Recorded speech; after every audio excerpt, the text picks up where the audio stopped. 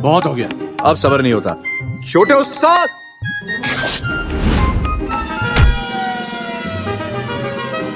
शाबाश छोटे। Thanks. Not के लिए सूट नया है ना, थोड़ा चम ले रहा, लेकिन कोई बात नहीं, मैं एडजस्ट कर लूंगा। ये परफेक्ट है। हाँ ठीक है, रनिंग कमेंट्री देने की जरूरत नहीं है।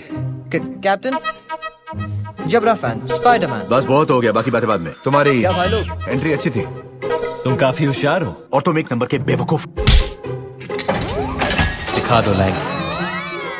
हे गाइस, अरे यार वो क्या था? लीजिए डिलीवरी, पेमेंट कार्ड से देंगे या उधारी? ओह बढ़िया। थोड़ी तुम कैप्टन को संभालोगे? दोनों टर्मिनल में है, सैम और बांस मेरा शिकार है। मिस्टर स्टार्क, मेरे लिए क्या ऑर्डर है? कहा तो था दूरी बनाए रखो, जाल में फंसते रहो। ओके, समझ गया सर।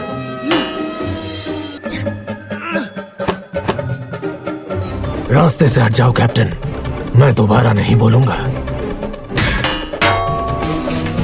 अब ये कौन आ गया? हम एंजल्स की टीम को इन्होंने सर्कस बनाकर रख दिया है।